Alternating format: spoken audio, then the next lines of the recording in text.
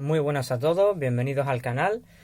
En el vídeo de hoy vamos a ver un pequeño reciclaje que he querido hacer de este interruptor de presencia. Bueno, mejor dicho, un interruptor multifunción, ya que tiene varias funciones. Y bueno, os cuento un poco el por qué voy a desechar lo voy a reciclar este equipo, ¿no? Y bueno, se trata de que esto lo tenía en la entrada de casa y era pues muy cómodo a la hora de entrar en casa, por ejemplo, si vas cargado, para no tener que encender la luz. Nada más que abres la puerta, como estaba al lado, la puerta estaba aquí y esto estaba aquí, al entrar justamente se encendía la luz del recibidor de la entrada de la casa, ¿no? Y bueno, esto lo tuve unos años funcionando, hace ya bastante tiempo, cuando las bombillas eran incandescentes y cuando eran fluorescentes, de estas compactas. Y bueno, funcionaba bien, pero cuando cambié las bombillas a LED, pues ya no funcionaba bien y lo que hacía era la bombilla LED parpadear todo el rato. Entonces obviamente la bombilla se iba a estropear y era muy molesto. No, la cosa no funcionaba bien. Entonces pues me tuve que ver obligado a quitarlo. Y bueno, le coloqué un interruptor normal y corriente de encender y apagar, hasta que encontrara algún otro que le fuera a incorporar a la instalación, que todavía no se lo he puesto, pero bueno.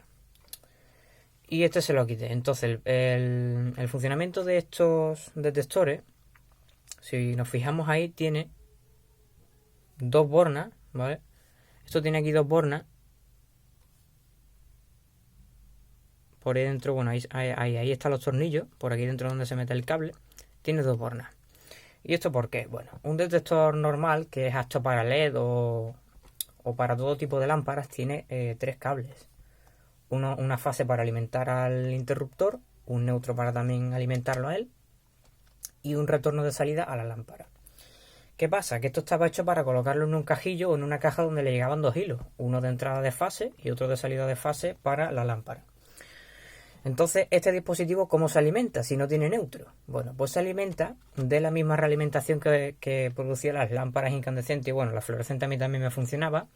Producía una realimentación que lo que hacía es hacer un retorno para atrás y entonces alimentar a lo que es la electrónica de este dispositivo. Entonces esto se alimentaba por un retorno, por una realimentación. Por eso tiene solamente dos hilos.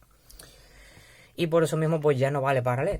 Entonces bueno, lo vamos a reciclar porque bueno, ya me lo he cargado. Le he hecho algunas pruebas con una bobina y para independizarlo con un relé, pero al final he hecho un corto y me lo he cargado. De todas maneras no lo iba a volver a colocar porque ya para lo que quiero no me sirve. Entonces lo vamos a desmontar. Y bueno, tenía por aquí dos tornillos que se los he retirado ya previamente. Vamos a sacar la tapadera de atrás, que tiene aquí un agujero para un fusible, mejor dicho un taponcito. Aquí va el fusible colocado. Y aquí vemos la placa de potencia, donde están aquí las dos bornas de entrada. Vamos a sacar la placa de potencia. A ver si... ahí. Esta es la placa de potencia. Ahí lo que hay es un triac que comanda lo que es la lámpara, la salida de la lámpara. Y bueno, en general lo que hace esta placa es compartir la función de conmutación para la lámpara y también alimentar a la otra electrónica que ahora veremos. Y bueno, esta placa tiene aquí, como vemos, de todo: condensadores de poliéster, electrolíticos, resistencias, condensadores, unos diodos aquí, diodo Zener aquí, otra resistencia, un portafusible. Y lo que son los... bueno, aquí hay un varistor que posiblemente del corto se haya estropeado, se haya puesto en corto, ¿vale? Lo podéis reciclar para proteger de sobretensiones. El triac también lo podéis reutilizar para hacer otro comando o de recambio. Y todos los componentes también lo podéis reciclar. Luego tenemos aquí la segunda placa, que tenemos aquí como una mica aislante, como un plastiquito para proteger una placa de otra, que no haya cortos con las soldaduras. Sacamos y sacamos. A ver si quieres salir. Ahí está, esto es la carátula. Sacamos la plaquita del sensor. Vale, esta plaquita, el hilo ahora mismo no lo tengo aquí, pero esto tenía aquí unos 3 hilos. A ver si podemos ver ahí. Veis ahí que pone positivo, ¿vale? Positivo, negativo y out, salida. Ahí está. Positivo, negativo y out, salida. Esto es para alimentar, por supuesto, a esta placa.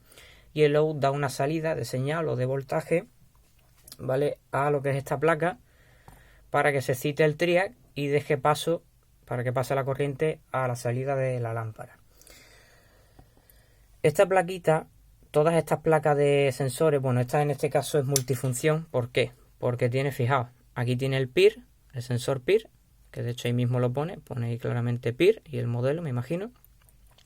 Un LDR, una resistencia que varía en función de la luz. Y un micrófono. Y aparte cada uno de ellos se puede regular la sensibilidad. Y bueno, esto es un LED de tipo piruleta o tipo rectangular para indicar que está activo el mecanismo. Y aquí el selector para los diferentes modos. Bien.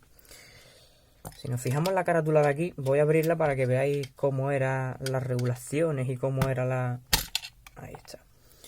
Vamos a volver a meterlo para que lo podáis ver.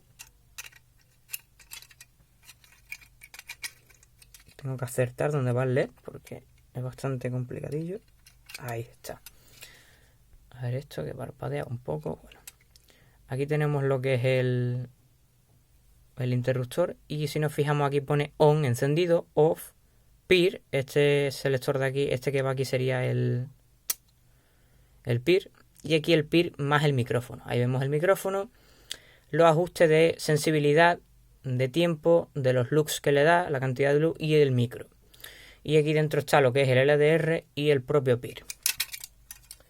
Bien, pues bueno, esta placa lo único que se me ocurre es que como las que por ejemplo existen de Arduino tienen igual 3 cables, uno de positivo, otro de negativo y otro de salida, de señal o de voltaje para la placa de potencia, poder llegar a intentar encenderla. Yo voy a intentarlo a ver qué pasa. Le soldaré por aquí unos cables y lo pondré en marcha y ya veré lo que hago con ella. Y ver si pudiera valer, por ejemplo, si lo podéis reutilizar para el mismo Arduino. De conectarlo al Arduino, por ejemplo. Esta placa me imagino que se alimentará con 5 voltios. Pero por si acaso ir probando primero con 3 y ir poco a poco. Pero me imagino que no más de 5 creo que se alimentará. Entonces eso. Utilizarla tal cual está, sacando las salidas y las entradas, ¿vale? Y reutilizarlo como detector PIR o como lo que es los modos que tenga. Tampoco sé si a lo mejor al tener tantos modos no puede funcionar, pero lo más seguro es que sí, porque al fin y al cabo tiene 3 salidas igual que cualquier otro sensor genérico que venden, ¿vale? No sé si habéis fijado los que venden para las luminarias y eso, 3 por un lado, de lo que es la placa del sensor con un conector con 3 cables y el otro una cajita donde va conectada, que es la entrada de corriente de 230 voltios y la salida para las lámparas o contactores que comanden diferentes elementos de más potencia. Si no queremos reutilizarla como tal cual lo que es, pues lo que podemos hacer es directamente pasar a desguazarla. De soldar, por ejemplo, el LDR, que puede ser interesante para hacer algún dispositivo, por ejemplo, un interruptor crepuscular casero, llegar a desarrollarlo, por ejemplo. El micro se podría llegar a utilizar para hacer un micro de solapa, para grabar vídeos o para que se escuche algo en concreto. El interruptor conmutador para encender y apagar nuestros proyectos o seleccionar entre los modos que le pongamos. Resistencias ajustables o potenciómetros para darle con el destornillador. Reciclarlos para lo mismo, para algún proyecto o como recambio.